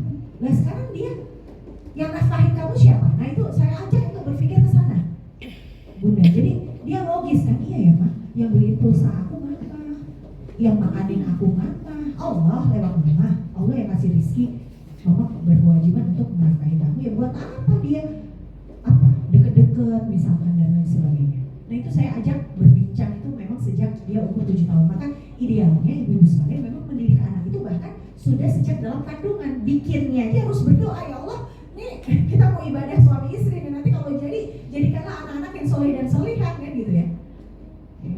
Terus nanti cara menafkahinya juga kan halal. Karena kalau nafkahnya itu berasal dari harta yang haram, dua berkepol. Maka kalau punya anak bandel, nuakal, ya bisa jadi ada contoh yang kurang baik juga ada di dalam keluarga ya kan. Ayahnya bagaimana, ibunya bagaimana, ini perlu kita evaluasi juga.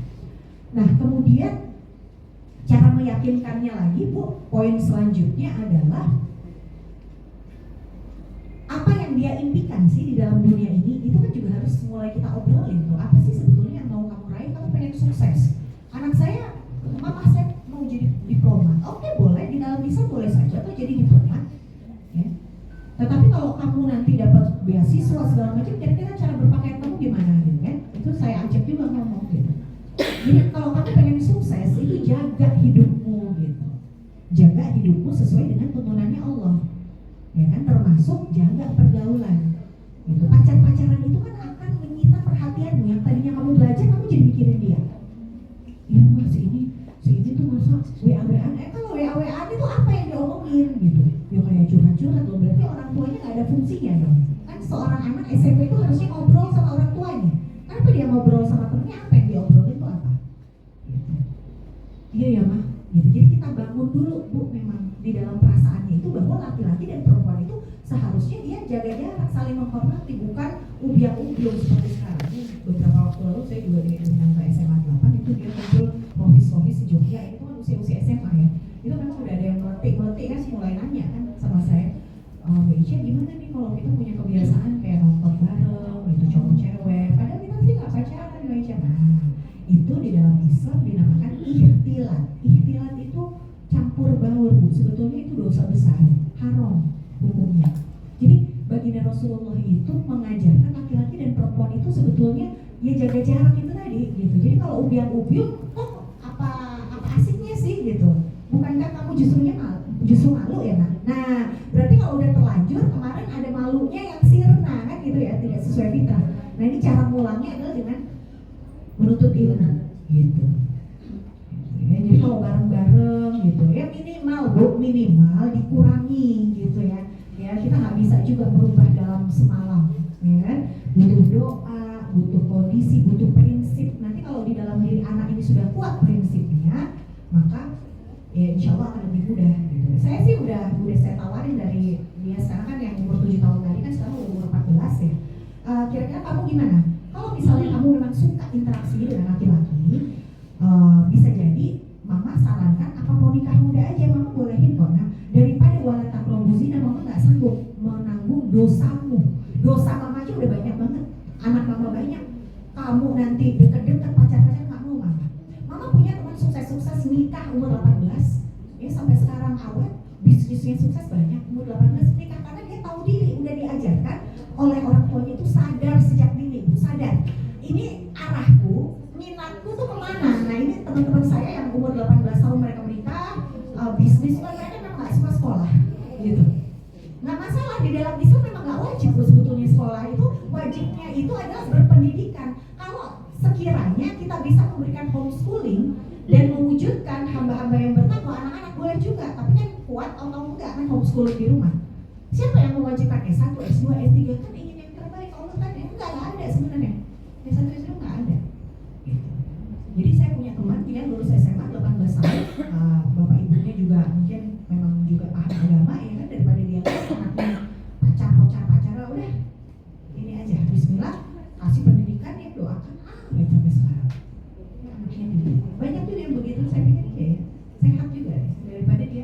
Gitu. Tapi saya memang tantang dari sekarang nih, umur 14, saya punya anak cewek 14 2. Ya kan kamu arahnya kemana? Belajar. Kalau mau nikah muda nggak masalah, mama oke. Nanti mama sama ayah carikan. Gitu. Karena memang cantik nih, satunya putih gitu ya. Kenapa gitu kan? Kalau kamu mama carikan yang dia ahli agama juga, tapi dia mungkin tinggal di luar, kan mama carikan, tapi gimana? Komitmennya gimana? Oke berani, tapi sekarang harus mulai itu belajar jadi warung betul baik itu gimana? Ya jadi ibu gimana? Ngurus anak gimana? Gimana nanti tangkuman gitu kan? Karena butuh ilmu kan, kalau di dalam Islam itu balik, kalau sudah balik itu sebetulnya sudah boleh-boleh sih menikah. Tapi kan kita belum terbiasa saja. Gitu kan? Nah itu kita mulai ingatkan dari sekarang dan sentuh perasaannya. Maksudnya gimana? Nah kalau ibu tiba-tiba meninggal, tapi kamu kelakuannya seperti ini, udah ubiung sama laki-laki, bonceng-boncengan, pegang-pegangan, ibu yang disiksa di alam kubur. Hati-hati itu aurat. Gitu ya. Yang dimaksud dengan hadis barang siapa yang menyentuh yang bukan mahram itu dalam arti sentuhan-sentuhan yang memang tidak diperbolehkan syariat ya Bu. Salaman itu kalau yang saya pelajari masih boleh loh di dalam Islam. Bukan Islam tuh nggak lebay ternyata kalau yang saya pelajari. Jadi salaman itu masih boleh. Kan, kalau dulu kan kita baru-baru hijab gitu kan, enggak, ternyata itu hukumnya mubah, boleh. Hanya saja seperti ngangon kambing di pinggir jurang. Maksudnya gimana? Kita dapat di reuni itu tentang pacar tuh si Bejo. Itu kayaknya kalau salaman agak gimana? Nggak usah. Nah kalau udah mulai kayak gitu, film-film kayaknya nggak usah. Tapi kalau kita ketemu guru, ya kan profesor lebih tua, apa sama Pak dia cium tangan salaman itu nggak masalah. Makanya yang dimaksud dengan hadis lebih baik aku tertusuk paku besi itu kalau literalnya kita bedah bahasa Arab itu maksudnya menyentuh, kalau kayak orang pacaran gitu maksudnya menyentuh, bukan yang menyentuh salaman. Gitu kan itu ya, masya Allah ya. Indahnya Islam ya. Jadi Islam itu nggak lebay, tetapi Islam itu tegas dalam melindungi para pemeluknya kan gitu ya. Allah melindungi hambanya. Nah itu kita bangun tuh perasaan pada anak-anak kita agar kita peduli ya. Kelakuanku, adabku ini berpengaruh juga pada ayah ibuku. Nanti ayah ibuku juga menanggung dosa ini kayak kamu gitu kan. Aku sayang sama ayah ibuku gitu, kasihanin ibu lah ya, ibu tuh pengen besok matinya tenang, ibu duluan gitu, kalian tuh jadi anak yang soleh-solehah gitu. Nah itu kita ulang terus Bu, nanti muncul perasaan. Tetapi kalau kita tidak mengambil perannya itu anak-anak kita akan direbut pemikirannya, akan direbut perasaannya oleh apa? Media. Akhirnya apa? Seks bebas, udah gak malu lagi. Karena biasa nontonnya TikTok kok cewek-cewek juga gak malu ya. Gitu kan, nah lama-lama keluar dia. Nah itu ya, jadi sambil, dan jangan lupa sambil doa tuh sama Allah. Gitu, insya Allah dia. Silakan Bunda. Apa hukumnya masa suami menceraikan hanya dengan voice note dan sekarang udah gak mau nafkahi anak-anaknya? Iya, hukumnya tentu saja tidak menafkahi itu haram. Kalau talak ya, menceraikan itu memang ada adabnya ya, tetapi memang bisa menceraikan lewat WA, lewat voice note, itu memang bisa jadi dia sah gitu kan. Tetapi kan harus ada adab. Dulu melamar menghadap orang tua, ngulangin lagi kan harusnya ketemu udah orang tua ya, maka adabnya kurang aja, ya kan? Walaupun secara syariat itu kemudian sah-sah saja, secara talaknya mungkin sah saja, tapi ya dia tidak beradab, ya kan? Hukumnya begitu. Jadi ya kita didik baik-baik anak-anak laki-laki kita ya, jangan seperti itu. Nah mengenai nafkah, memang di dalam Islam itu kalau seorang ayah dia tidak mampu menafkahi anak, maka jatuh kewajibannya kepada keluarganya, saudara laki-lakinya, gitu. Dan keluarganya yang laki-laki, nah boleh saja sih dilaporkan kepada keluarganya, ini anaknya sekian, butuh nafkahnya sekian gitu. Atau yang kedua, pada saat diurus di pengadilan, itu uruslah yang tuntas Bu, karena ada nanti klausul dari pengadilan wajib memberi nafkah sekian. Gitu. Dari pihak yang nggak mau sama sekali. Ya nanti diurus di pengadilan, bisa dipaksa, tapi kalau nggak bisa juga ya dosa. Tapi memang karena memang gini, memang hukum kita ini juga belum kafah gitu ya Bu, dibilang belum, ya memang tidak bisa memaksa, tetapi boleh juga konsultasi ke pengacara ya. Setahu saya itu ada klausul yang bisa memenjarakan. Jadi kalau dia nggak mau menafkahi bisa kita seret ke penjara. Cuman kan kalau kita mikirnya itu, aduh kasihan ya anaknya ya gimana gitu, ini anaknya udah balik apa belum? Kalau sudah balik ya dia tahu, apa kalau belum balik nggak tahu, nggak masalah. ya bisa terjadi konflik gitu. Sedangkan untuk komunikasi juga nggak bisa diblokir semua. Oh, kalau komunikasi diblokir semua, ya mungkin bisa menghubungi keluarganya, coba Bu. Keluarganya juga tidak berapa. Udah sempat disampaikan ya, itu nanti dosa besar ya kita. Pasti Allah akan balas sih Bu gitu ya. Kita bisa menyibukkan diri, self healing sendiri, minta kemudahan dari Allah. Itu bisa sih gitu aja kalau sampai mereka sama sekali nggak ada itikat baik gitu ya. Ya itu Bu, semoga Allah memberikan kemudahan. Moga ibu-ibu masih ada lagi?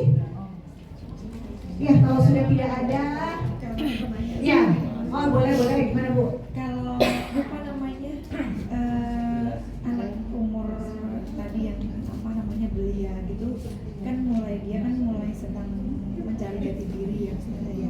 Jadi apa mulai menyukai beda gender yang seperti itu. Nah apa namanya gimana caranya untuk ini Ustazah memberi gambaran penjelasan ke anak itu supaya dia itu apa yang dia sukai atau apa namanya gender yang maksudnya beda gender yang dia sukai itu tuh memenuhi kriteria yang apa namanya jangan dulu lah gitu loh, maksudnya jangan dulu lah walaupun itu memenuhi kriterianya apa pria gitu. Jadi kadang kan kalau namanya proses itu kan curhat gitu sama ibunya gitu kan. Nah, saya sering gitu saya korek gitu kan si anak ini gimana, anak ini menyukai siapa gitu loh. Nah apa namanya kalau kita langsung cut kayaknya kok maksudnya nggak boleh suka nih sama apa namanya laki-laki itu kan kayaknya frontal banget. Saya khawatir nanti kan apa akhirnya dia udah nggak mau percaya lagi sama ibunya. Nah gimana caranya nih Ustazah biar si anak ini kalau apa oh iya sama menyukai beda gender itu sebenarnya kan memang udah iya itu kan fitrah ya.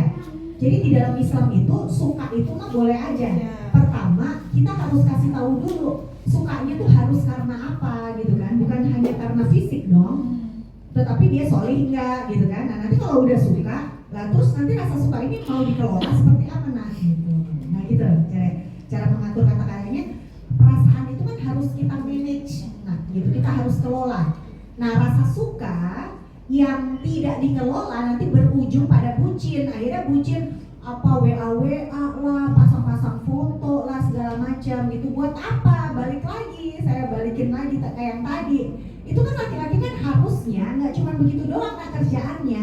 Kerjaan laki-laki itu berat loh. Mendidik kamu, nafkahin kamu. Kamu tahu nggak biaya skincare kamu itu berapa? Kita ajak dia realistis. Kamu tahu nggak biaya sekolah kamu berapa? Kamu tahu nggak sepatu itu berapa? Nah sebenarnya laki-laki itu harusnya memenuhi itu besok. Tapi kalau nikah, lah dia sekarang bisa apa? Sama-sama SMP kayak kamu. Udah bisa cari duit belum? Jadi kita ajak dia untuk menjumpai realita, gitu, berpikir logis. Nah dia aja masih berjuang. Nah kalau kerjanya WA terus gimana bisa hafal matematika? Kalau anak saya ini sudah saya ajarkan untuk dia bisa meraih kebermanfaatan gitu kan. Ya dia lihat ibunya bermanfaat. Nah, makanya jadilah ibu yang bermanfaat ibu sekalian. Ya ibu bermanfaat apapun ya. Apakah ibu penggerak PKK di kampung ibu-ibu, ibu-ibu penggerak pengajian di kampung ibu-ibu, ini adalah contoh yang baik. Ini loh.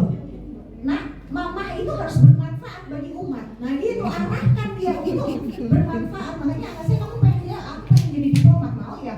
Aku mau masuk teladan, oke? Masuk teladan bisa, oke, mama dukung. Coba sekarang rumus matematika lah. Gimana otak itu bisa menghayati rumus matematika segala macam? Kamu di sini Mas Tole, Mas Bejo, Mas kan? Gitu ya kita ajak ngobrol. Otak kita ini juga ada kapasitasnya. Kalau lagi kamu ngeladenin mama, ya kan? Tiba-tiba ayo setor hafalan, ya kan? Nah banyak yang dipikirin, nah nggak cukup. Sekedarnya saja rasa suka, oh iya dia suka karena apa? Ngobrol lah sama mama. Nah hari ini kamu kalau iya nih mah, aku udah pikirin yang lain nih. Aku besok mau lomba storytelling. Nah aku nih mau lomba ini, lomba itu. Oke berarti harus persiapkan. Nah otaknya ini udah nggak sempet lagi Bu, terlalu banyak dia berinteraksi. Nah kalau dia nggak bisa ngelola rasanya, maka akhirnya bucin itu tadi. Padahal contoh dari Fatimah dan Ali bin Abi Thalib, mereka tuh udah suka-sukaan loh sebelum nikah. Tetapi apa mereka simpan sampai setan pun tidak tahu apa yang ada di dalam hati Fatimah. Tetapi dia berdoa kepada Allah. Nah, kalau kamu suka, kamu lihat dia punya kualitas, doa kepada Allah. Belum tentu 5 tahun lagi ya Allah dia untukmu udah selesai, ya kan? Gitu. Barulah saya nyola, gimana? Rencanamu kamu emang mau nikah muda tuh? Enggak sih, makanya aku kayak mau jadi oke, berarti jaga pergaulanmu, jaga banyakin puasa. Karena sebetulnya kebutuhan seksual itu di surat Yasin aja ada. Jadi manusia itu punya yang namanya gorizah nau. Gorizah nau itu dia tumbuhnya pada saat akil balik itu. Jadi kalau lihat lawan jenis itu gemes-gemes itu kita syukuri juga. Banyak sekarang cewek suka sama cewek, cowok suka sama cowok. Dia suka lawan jenis itu kita syukuri, normal dia, wajar, remaja. Nah, tapi bagaimana mengelola rasa suka itu? Maka gorizah nau atau naluri seksual itu tidak bisa dihilangkan. Itulah fitrah manusia. Maka oleh Allah turunkanlah syariat menikah, ini loh solusinya. Jadi naluri seksual itu bukan gonta-ganti pacar, bukan pakai sex toys, maaf.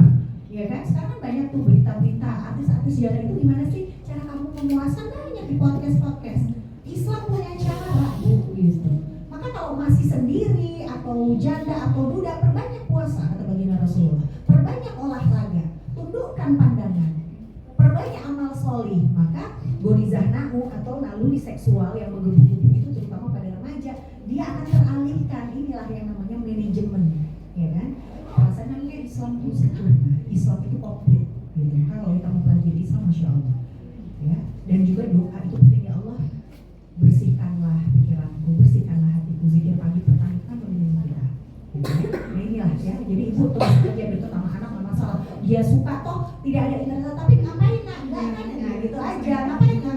Sekolahnya umum nggak masalah. Sebetulnya interaksi masih diperbolehkan. Kok di dalam dunia pendidikan dan kesehatan jual beli ya. Baik ibu yang dirahmati Allah, matur sangat. Alhamdulillah kajian hari ini semoga bermanfaat bagi kita semua. Mari kita berdoa bersama karena forum tolabul ilmi dikatakan oleh baginda Nabi bagaikan taman-taman syurga di dunia, di mana malaikat ikut duduk bersama kita dan juga mengaminkan doa-doa kita semua. Maka kita awali dengan istighfar terlebih dahulu. Astagfirullahaladzim, astagfirullahaladzim, astagfirullahaladzim. Ya Rabbana, ya Allah yang maha kasih, ya Allah yang maha pengasih dan penyayang, ya Allah yang maha memudahkan, ya Allah yang maha memaafkan. Maafkanlah segala dosa kami, dosa orang tua kami, dosa orang tua dan guru yang telah mendahului kami, dosa anak cucu kami. Ya Allah, mudahkanlah kami mewujudkan keluarga yang sakinah mawaddah warahmah. Baiti jannati, rumahku adalah syurgaku. Ya Allah ya Rabbana, tanamkanlah rasa syukur di dalam hati kami untuk berterima kasih atas segala anugerah-Mu sampai dengan hari ini. Ya Allah ya Rabbana, bimbinglah hati pasangan kami, suami kami, anak-anak kami, anak cucu kami menjadi hamba-hamba yang bertakwa, hamba-hamba yang solih dan solihah. Jadikanlah kami keluarga yang senantiasa berkumpul tidak hanya di dunia, namun juga di akhirat. Ya Allah ya Rabbana, berikanlah kami kesehatan, jagalah tubuh kami agar mampu senantiasa beribadah kepadamu. Ya Allah ya Rabbana, karuniakanlah kepada kami rizki yang halal, rizki yang berkah, rizki yang berlimpah, banyaknya tidak melalaikan, sedikitnya tetap akan mencukupi dan tetap mendekatkan kami kepadamu. Ya Allah ya Rabbana, dekatkanlah kami kepada lingkungan yang solihah, yang senantiasa mengingatkan kami untuk beribadah kepadamu. Ya Allah ya Rabbana, karuniakanlah kepada kami sahabat-sahabat yang solihah, yang senantiasa menemani di jalan kebaikan. Ya Allah ya Rabbana, jagalah hati kami, jagalah iman kami, hingga kami menutup mata dan wafat dengan husnul khotimah, serta mampu mengucapkan La ilaha illallah Muhammadur Rasulullah. Rabbana atina fid dunya hasanah wa fil akhirati hasanah wa qina adzabannar. Subhanaka Allahumma wa bihamdika asyhadu an la ilaha illa anta astaghfiruka